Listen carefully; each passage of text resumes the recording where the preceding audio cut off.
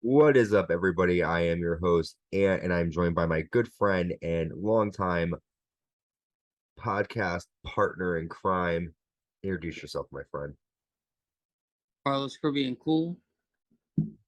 Keeping it cool in the Caribbean with Carlos. Always, always, always, always, always. Um, yes, so we are the Uncensored Pro Wrestling Podcast, and thank you for checking us out. You are listening to our WWE Friday Night SmackDown, October 7th, 2022, my birthday edition. They're in Worcester, Massachusetts. And I got a surprise to this episode because we see Triple H in the ring to kick off the show. And this is the season premiere of SmackDown. I was actually like hoping there was going to be a new set or something different. They But kind of changed up the stage a little bit, like little details in there. They like change it up. I think. yeah, I have to pay more attention on I don't Friday. I don't really care about the stage, honestly. Like some people do, I some I don't really care. I don't. It's Well, you gotta remember, like my generation grew up with every pay-per-view having like a different theme and a different stage. So we're more like, why not? But like you guys can understand because your stages weren't as, immaculate or as they're just sort of just kind of bland, in my opinion.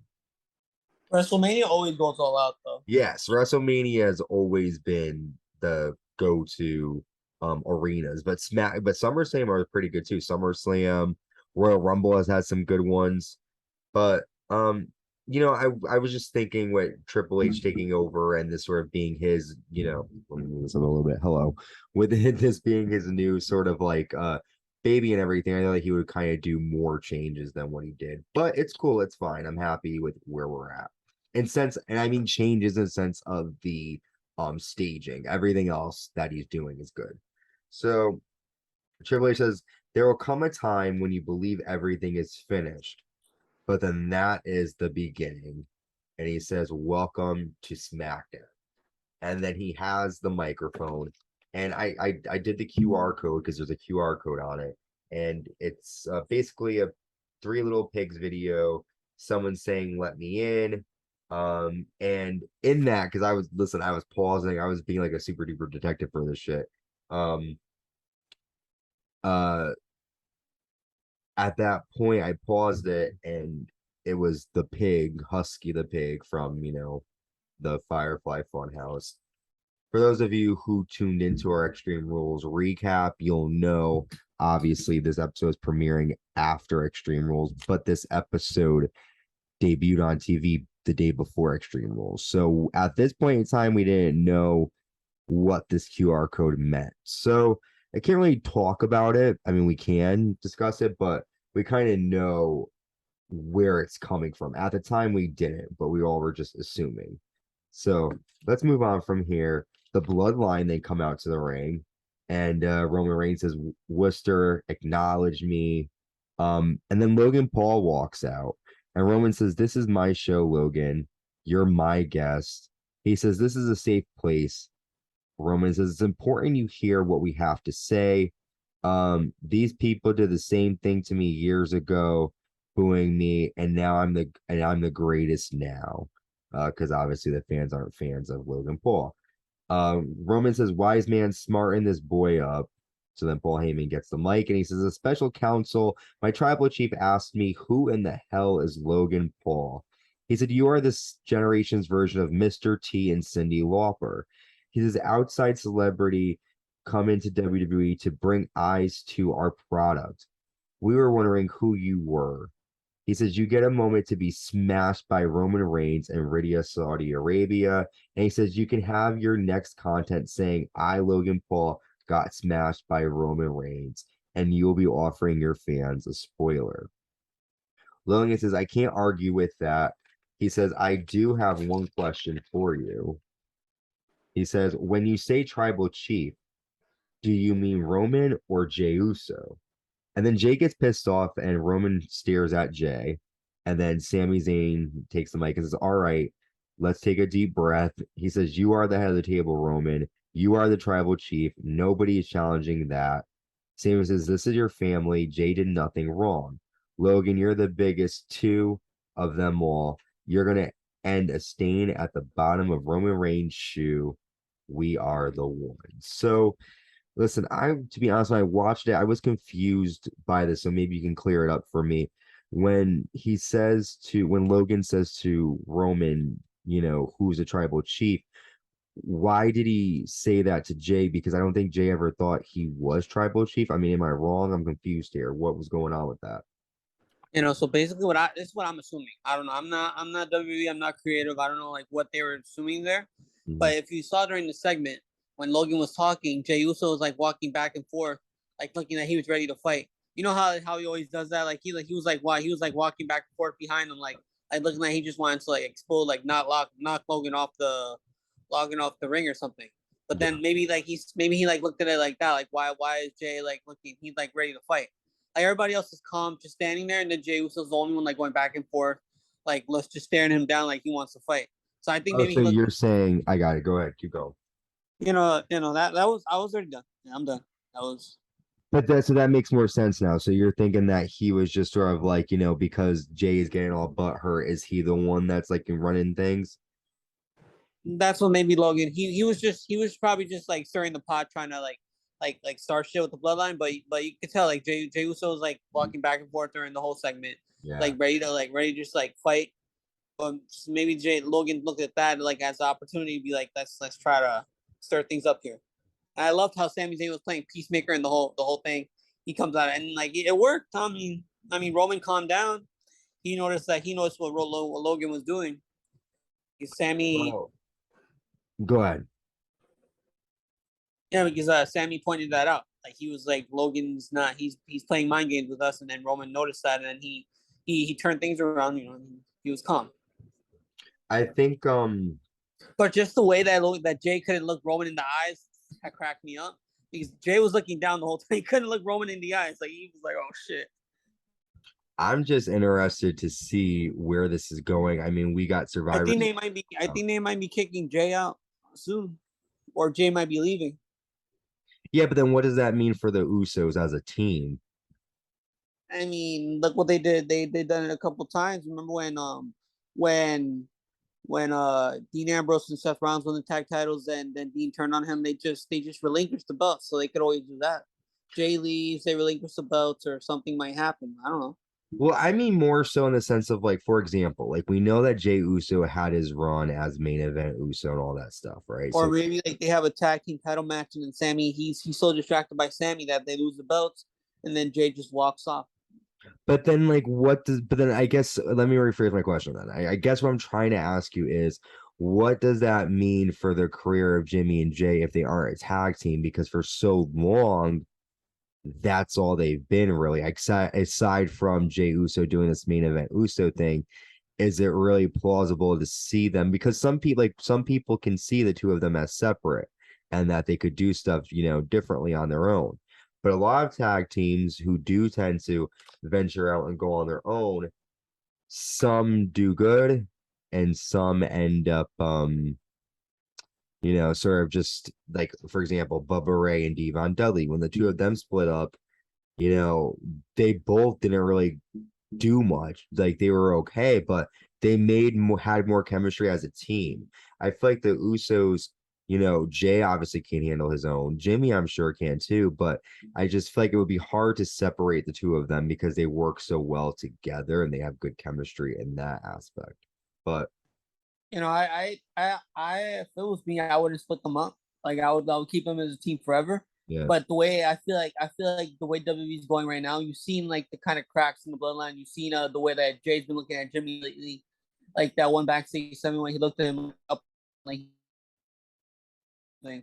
They're teasing a split up between Usos. So it's I mean, gonna we'll just have to wait and see how that like plans out. But I feel like Jimmy would be like the face, and then Jay would be the heel. Maybe I'm not sure like how it would like be, but yeah, they're definitely teasing it.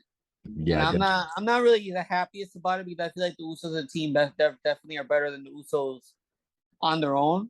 But Jay did prove that he's main event Jay Uso. He was main event in SmackDown in 2020. Almost every SmackDown he was main eventing it, even though he wouldn't win every match, but he was in the main event of SmackDown. yeah.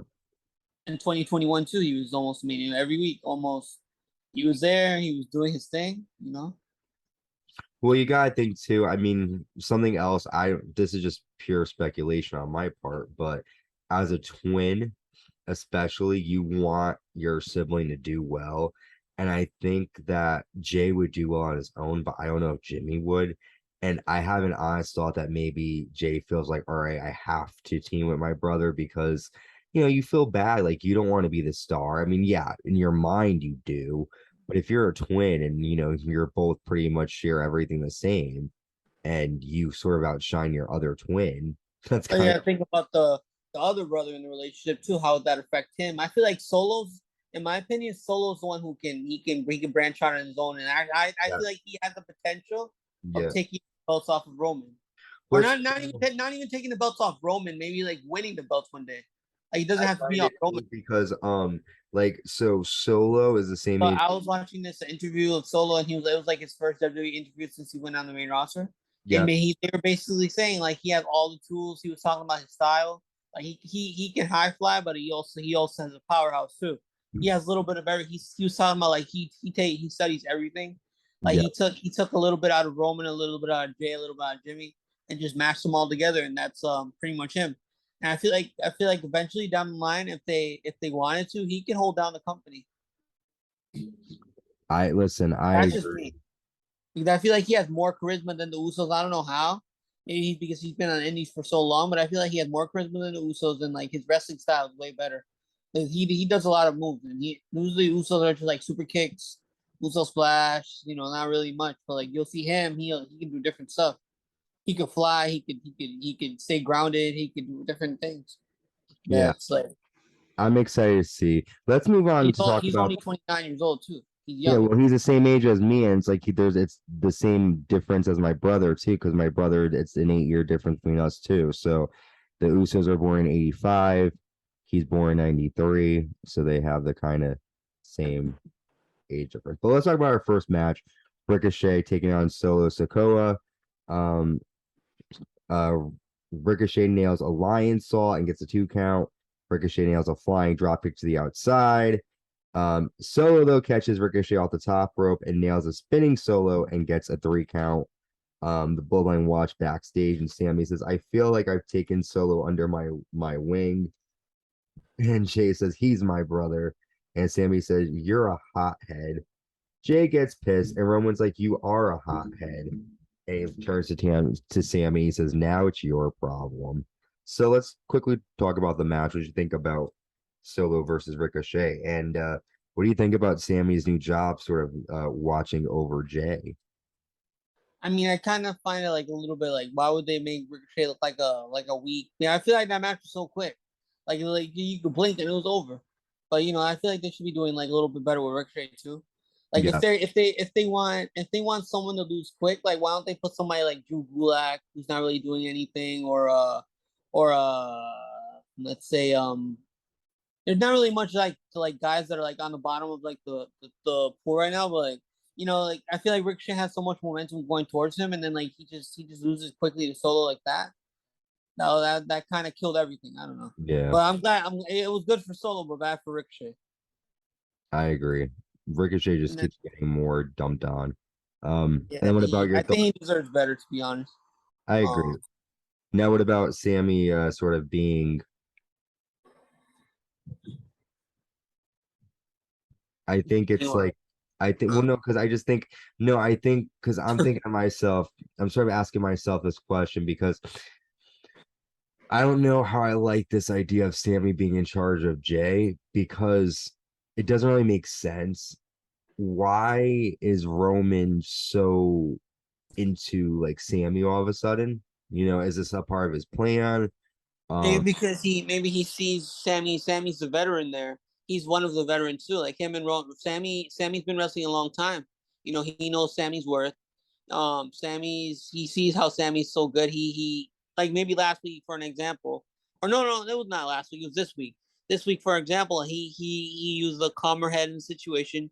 He calmed things down between Logan Paul and the whole thing that Logan Paul said. So like maybe Roman was like, wow, Sammy can be like he I guess not like enforcer because that's Solo's job, but like he calms things down. and maybe like he thinks he can calm Jay down a little bit, but Jay doesn't seem too into it. But No. you know, Roman doesn't want to deal with Jey Uso's like I agree with him. He is a hothead, and he's always. But didn't JBL always say that Roman was a hothead too? I Yeah. remember JBL back in the day would be like, "Oh, he's such a hothead," or Roman's a little bit of a hothead too, but he's not really like how he got mad, how he got so mad at Jay so quick, like earlier in the night. That's kind of like I don't know. We gotta, but Sami has something to do now. You know, he has to stay in charge of Jay, but Jay's not really into it. Like it's just So we'll see. I mean, it's going to be interesting, but we see Hit Row walking backstage. We then come back from break, and the Usos are backstage with Sami, and the New Day stuff show up, and they basically make fun of Jay Uso, and they're like, "Oh, Sami, why don't you tell Jay what to do?" He's like, "You're their stepdad. You're the dad that stepped up." Um, funny segment there, but it basically seems like we're gonna get a six-man tag match later on in the night. Excited for that. We then go out to the ring again, and Hit Row come out, and men come out wearing masks and they attack Hit Row. And then Zelina Vega comes out, which I was happier than a pig in shit to see her. She comes out and Zelina nails a Hurricane Rana and a running knee to the face of B Fab, taking her out. And as Lena says, I'm back and I didn't come alone. And Legado del Fantasma then take off their mask. And, it's Raul Mendoza, Joaquin Wild, and Santos Escobar. And as Santos says, we run things now. I was thrilled to see Zelina paired with them. I know a lot of people liked Elektra Lopez. I did too. However, Zelina Vega, man, she's such a did they release her or something? What happened to no, her? I don't think they released her. I just don't think that she's just with that group anymore. I think she's going to be doing her own thing, which, is cool. At least they didn't fire her. She just won't be with Legado. She'll probably be with NXT still. But what do you think about Zelina Vega coming back with Legado? Do you think she's going to bring, and then it seems like their first opponent, their first rivalry is going to be with Hit Row. What do you think? So first thing that should caught me off guard is I did not see them coming out the sky like that. They just came flying off the top rope, and I was like, "Holy shit, what the hell is going on?" And then like he just drop kick. That was like so smooth. Like the way he caught him right on time, like with that drop kick, like that was like so perfect. Like the way like he just like on point. I love them as a team. I feel like Zelina Vega is gonna bring a lot to the team. Like they always had a woman as a manager. Like they always had somebody like a female manager with them. So it's gonna be pretty cool to see that. And yeah, I mean, Zelina Vega is always like she has experience of being a manager for like Spanish people, Spanish teams, and all that. So I feel like this could be good for her, and this could be a chance to also see B-Fab in the ring. Zelina Vega, man, I'm just happy that she's back on our I screen. don't know what you see in her, honestly, but it is what it is. It's like, it's kind of like your version of Rhea Ripley, right? Well, you don't really like her. I mean, are you into Rhea Ripley? No, right? Are you? That's a good She's question. pretty, honestly. She can get it any day. Okay, so you're in. Okay, cool. So it's like so like you're. I'm not really into Rhea. You're not really into Zelina, but like I can understand the interaction, I guess. But Zelina Vega, man, wow. Good to see her back. Excited to see her with the Legado del Fantasma. I just thought she was gonna be turning face next time we saw her, but I guess she just. No, she's a I don't great think she was, heel, man. She's probably a bad face. How is she gonna be like, it's like it's hard to really unless she has a different storyline. I don't know, but she's just great. I love Zelina Vega. She adds an oomph to everything. But Legado del Fantasma, let's not stop to talk about them. They were amazing too, like you mentioned, their smooth, high flying maneuvers and stuff. I'm happy that they're a part of the main roster as well too. We only have like a minute and a half left, so let's give a quick thought about this next match. We have Raquel, is it Rodriguez or Gonzalez? Rodriguez, right? Raquel Rodriguez and Shotzi taking on Sonya Deville and Xylolis. Really random match here. Sonya nails a running knee to Shotzi and she gets a 2 count. And Raquel nails a Tijuana bomb to Xylolis and gets a 3. Really not a lot of action here. But if there's anything you want to talk about, what did you think about this? Raquel and Shotzi are a team now. Interesting. Yeah, I mean, it was a time killer match. That's all I could say. I mean, it was good for them. They got the win, but I didn't really care too much. I feel like they should do so much better with Raquel though. Like I said in previous videos, she was a badass in NXT, and like her smiling and all the time being all like happy to be here. No, it doesn't work for me. Yeah. Well, we're going to take a quick break, and when we come back, we're going to finish this episode of SmackDown. We got a 6-man tag and our main event, Gunther defending the Intercontinental title against Sheamus. But I didn't see that match. That's the part I didn't get up to. I will cover all of that for you, Carlos. Stay tuned. We'll be right back.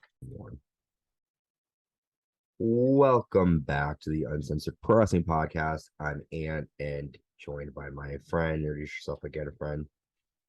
Carlos Carrion, cool. That's right. And we are covering WWE Friday Night SmackDown from October 7th, 2022. My birthday, y'all. So we've been covering SmackDown. The next segment we have is Scarlett and Karrion Kross. They come out to the ring, and Drew McIntyre immediately attacks Kross from behind. Drew puts the strap on Karrion Kross, but security guards try to separate the two. Drew then takes out the security guards. However, Kross drags Drew into the post 3 times, and then Kross whips Drew many times with the straps, and then Kross and Scarlett walk off. So Kross sending a message ahead of Extreme Rules. What did you think, though, of Kross and McIntyre? Are you happy that maybe the rivalry might be over, or that's going to continue? What do you think? I feel like Drew needs a major change of character, so I hope this rivalry's over, because maybe he takes some time off and then come back, like maybe as a heel or something. I don't know, but like I feel like Drew like lost all momentum, and I think he needs to change of character like ASAP.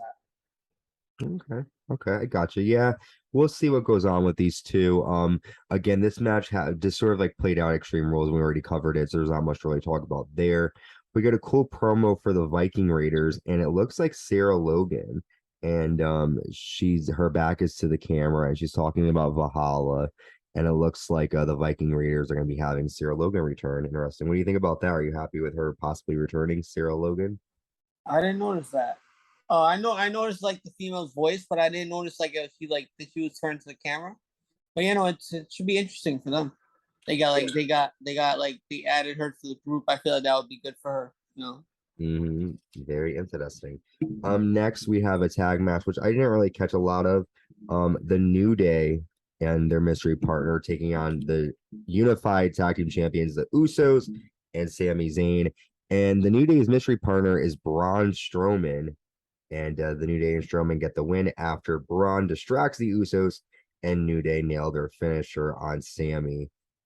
So it just seems like the New Day are going to be eternally challenging the Usos, which a lot of people can't complain about. But what did you think of this match? The match was okay. You can see like the tension between Jay and Sami. Like Jay not really wanted to tag in Sami at first. And then like little by little he was getting more comfortable, and like with him there. Yeah.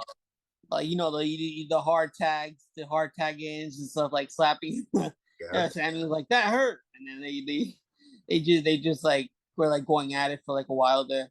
But it was a good match. It was a good match. Oh, good. Yeah. I mean, listen, I didn't really pay much attention, but we'll see. So let's talk a little bit about next week, what's being sort of planned for SmackDown. Wait. What? Okay, so this is weird. Okay, so we have this upcoming episode of SmackDown, October 14th, 2022. We'll see a lot of new stuff. So we have, obviously, spoiler alert, if you didn't see Extreme Rules, this is a huge spoiler. So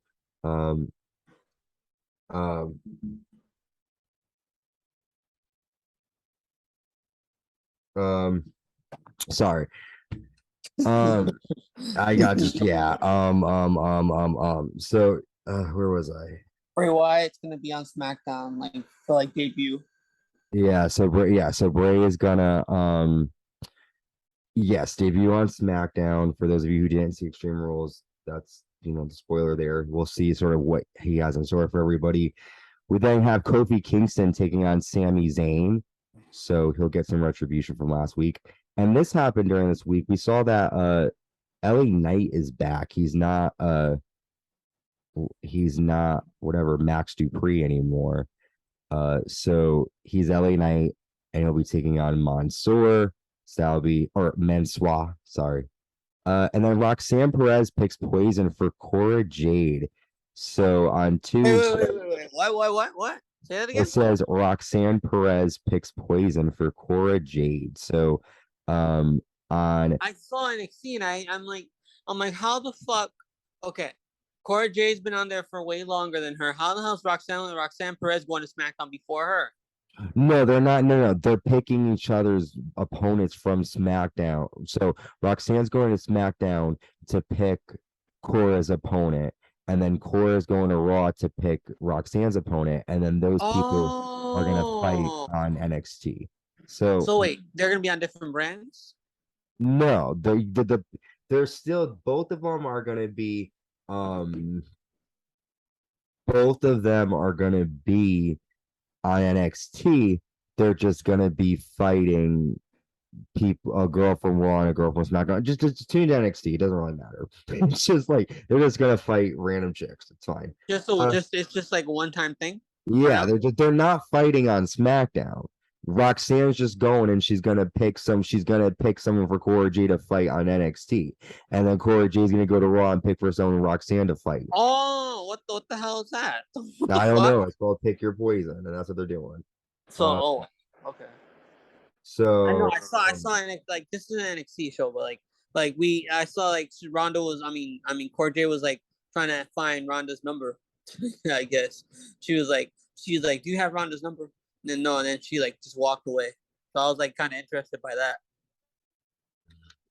listen, I'm just excited to see what else is going to happen. So let's talk about our main event, what everyone came here for. The Intercontinental Championship is on the line. Champion Gunther with Imperium defending against Sheamus with the Brawling Brutes. And here's are just some notes from the match. Sheamus tosses Gunther into the guard railing outside. Sheamus nails a flying clothesline. Gunther starts to bleed. Gunther nails some uppercuts, and Sheamus nails some rights, and Gunther applies a sleeper hold. Gunther chops and punches Sheamus, but Sheamus fires back with some left and rights of his own. Sheamus's chest is now bleeding. However, Sheamus is able to nail 10 beats of the Bowery. However, he does 30 blows to Gunther. Sheamus then nails a top rope white noise, and he gets a 2 count. Gunther nails a shotgun dropkick power bomb, and that gets a 2. Gunther then attacks the neck of Sheamus and nails a flying splash to the back of Sheamus's neck, and he gets 2 count for that. Sheamus nails an Irish curse and then applies a clover leaf. Gunther, it looked like he tapped, but he didn't. He was just trying to get to the ropes. Imperium run down. The Brawling Brutes attack Imperium, and with that distraction, Gunther is able to get the win after nailing Sheamus with a shillelagh, and Gunther gets a 3 count. So we know obviously that the Brawling Brutes were able to extract revenge at Extreme Rules. And Carl, you didn't get a chance to see this match, but do you think Gunther and Sheamus are going to continue on their rivalry, or do you think this might be the end of their feud for a while? I think this might be done. Yeah. They had their matches. All their matches were good. Hopefully this is done. We can move on from this. Maybe when they're going after somebody else or somebody else trying to challenge for him. Yep. Well, listen, there's like we said, we just went over what's going to happen on SmackDown. LA Knight versus Mansoor. We're going to see Roxanne Perez. She's going to be picking an opponent for Cora Jade for NXT.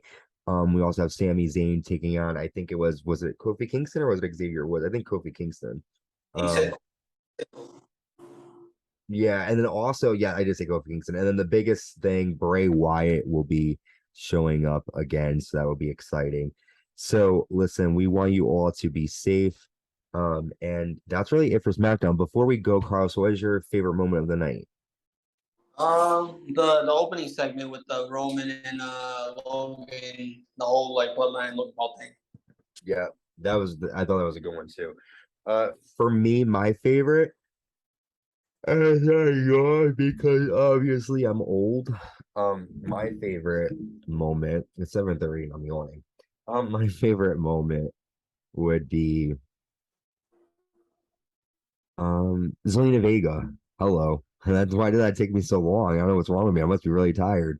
Zelina Vega showing up is my favorite moment, man. And Legado del Fantasma, they're gonna change the game on SmackDown. So I'm excited about that. So that was my favorite moment, seeing Zelina Vega return with Legado del Fantasma. So that's exciting. But all right. Thank you guys for tuning in. Stay safe, and we will be back next week with our next episode of Friday Night SmackDown. Bye. Yeah.